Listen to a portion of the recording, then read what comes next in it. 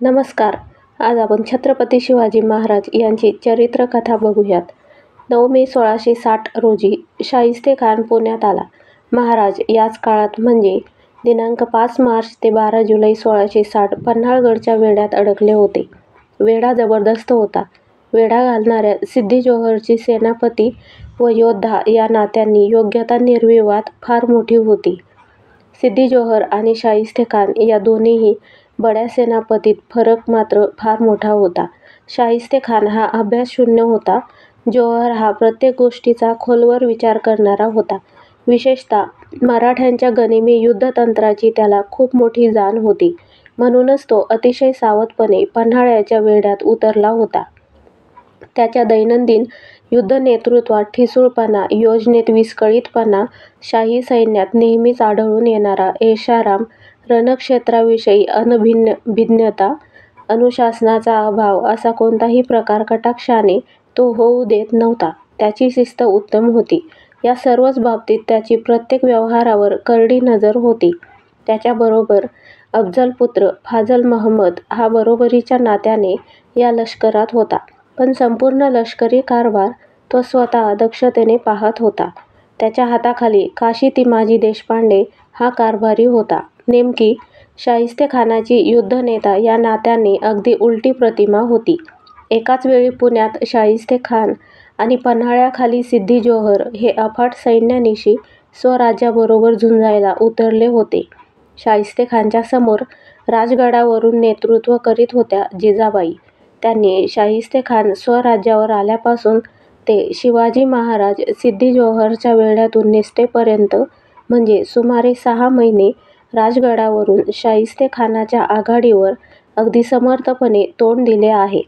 या खानाने सुपे, शिरवळ, पुरंदर, सासवड, गराडखिंड या भागात प्रारंभी मार्च ते मे 1660 हा स्वराज्यातील भाग, उत्तर आघाडीवरचा भाग जिंकून घेण्याकरता सुमारे 30,000 सैन्यानिशी 3 महिने खूप मोठा गहजब करून पाहिला.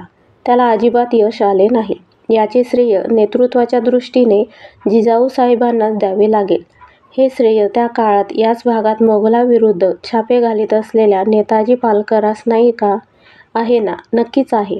नेताजीने आपली कामगिरी खरंच चांगली केली. पण तो या काळात सतत धावत्या लढाया करतो आहे. त्यात तो खेड मंचरजवळ स्वतः जखमीही झाला. तरीही तो झुंजतो आहे.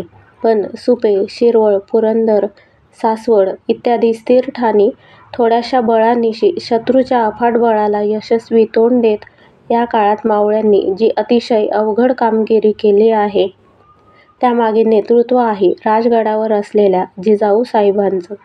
याच काळातील मावळच्या मराठी देशमुखांना लिहिलेले एक पत्र उपलब्ध आहे.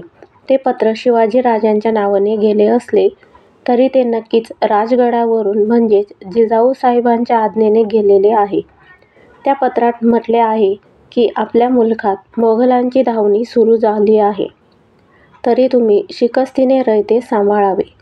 मोगलांचे बळ फारच मोठे होते. त्यामुळे लुटालूट, जाळपोळ, वेठबिगारी, अत्याचार, मंदिरांचा उपद्रव इत्यादी प्रकार सतत चालू होते. या सर्व मोगली आघातांचा उल्लेख पुढे शिवाजी महाराजांनी सुरतेच्या सुभेदाराला लिहिलेल्या पत्रात केलेला आहे. एकूणच स्वराज्य किती भयंकर कठीण अवस्थेतून जात होते याची कल्पना येते. या काळात स्वराज्याशी विश्वासघात करून शत्रूला जाऊन कोणी मावळे सरदार फितूर झाल्याची उदाहरणे आहेत का? होय, फक्त उदाहरणे आहेत. पाहिले आहे बाबाजीराव होनप देशपांडे यांचे आणि दुसरे संभाजी कावजी यांचे. चरखात सापडलेल्या उसाच्या कांड्याप्रमाणे सारे मराठी संसार पिळवटून निघत होते. त्यात एखाद दुसरे उदाहरण असे निघाले तर दुःखद असले तरी स्वाभाविक आहे. बाकीचे सारे स्वराज्य सह्याद्रीच्या शिळासारखे घावसोसीत अभेद्य राहिले.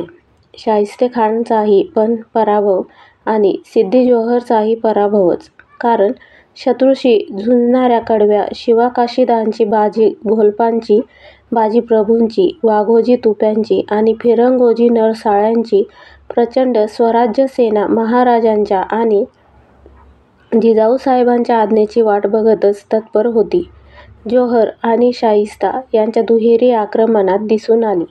मराठ्यांच्या सेनेची आणि संसाराचीही जिद्द, महत्त्वाकांक्षा, निष्ठा, शिवप्रेम आणि घोरपडीसारखा चिवटपणा.